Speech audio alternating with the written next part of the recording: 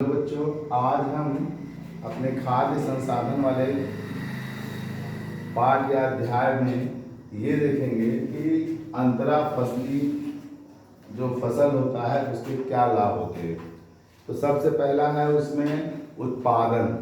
तो उत्पादन में क्या पड़ता है कि जब हम अंतरा फसली के द्वारा खेती करते हैं तो खेती में ये तो फिक्स हो जाता है, कोई ना कोई एक फसल आपको मिलेगा, क्योंकि उसमें कई मिक्सिंग होते हैं। अगर एक नुकसान भी किन्हीं कारणों से हो गए, जैसे मान लीजिए वर्षा ज़्यादा हो गई या हवा पानी से किन्हीं कारणों से नुकसान अगर हो गया तो एक तो जरूर फसल बचते हैं, तो उससे हमारी लागत जरूर आ जाती है, तो हमें एक फसल फिक्स है मिलेगा। दूसरा संसाधन का उपयोग। संसाधन का उपयोग माने इसके द्वारा प्राकृतिक स्रोत।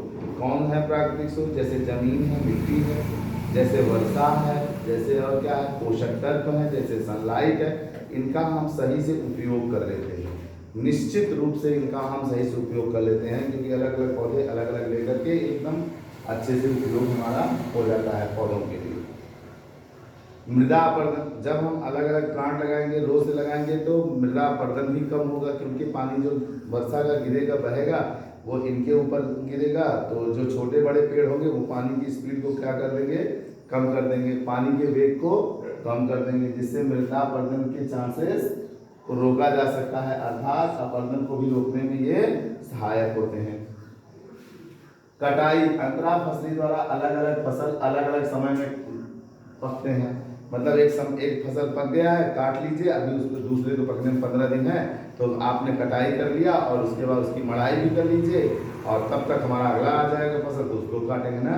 तो एक समय में एक फसल को आसानी से पूरी तरह से कटाई की जा सकती है, इसमें कटाई में आसानी हो जाती है। मिश्रण। इसमें अलग अलग फसलें रहती हैं, तो मिश्रित होने के चांस भी नहीं रहते हैं ना। जैसे हमने एक तरफ फूल गोभी लगा, एक तरफ पत्ता गोभी लगा, तो जब फूल काटने लगे तो फूल पक गया है हमारा, काट लिए। जब पत्ता काटने लगे तो पत्ता, अगर फूल और पत्ता रख भी देंगे तो मिलेंगे आपस में, आँख से देख के आसानी से अलग किया जा सकता है, किया जा सकता है, नहीं किया जा सकता। ऐसे ही फसलों में भी है कि जब हम दो अलग अलग, जैसे मान लीजिए जौ और गेहूँ, जौ और गेहूँ तो देखने में एक जैसे होते हैं, आप पहचान नहीं पाएंगे,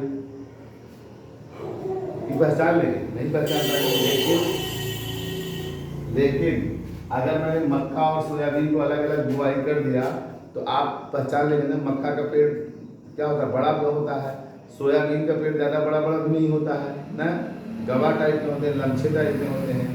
और मक्का की जो होती है, मक्का अगर हम काट के भी रख लेंगे तो मक्का भुट्टा इतना बड़ा दिखेगा और सोयाबीन हमारा छोटा छोटा दिखेगा।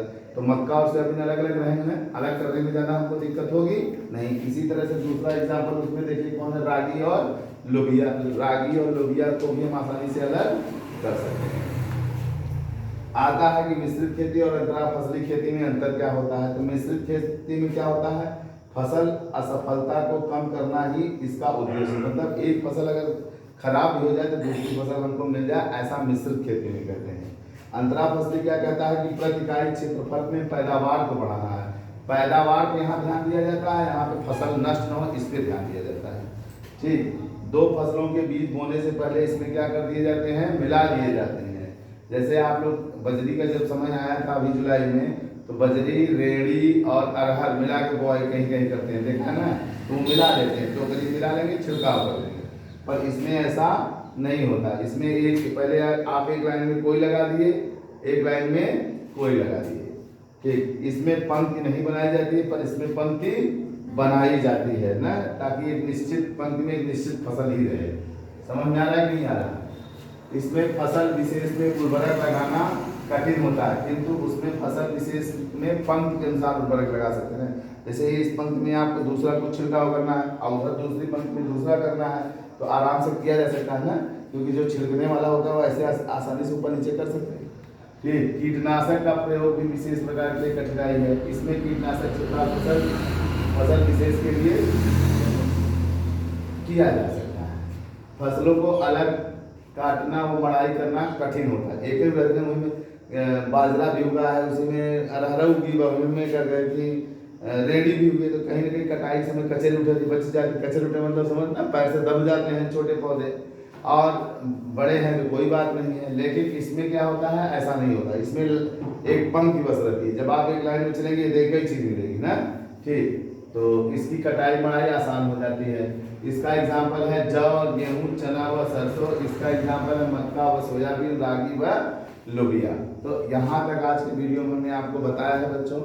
अब हम अगले वीडियो में आपको इसके आगे क्रॉप मैनेजमेंट के बारे में बात करेंगे कि किस तरह से हम खेती के फसल के उत्पादन का प्रबंधन करके उसे कीड़े मकोड़ों, शीत से, गर्मी से बचा करके हम क्या कहते हैं मार्केट में सेल कर सकते हैं। तो इसके बारे में अगले वीडियो में करेंगे।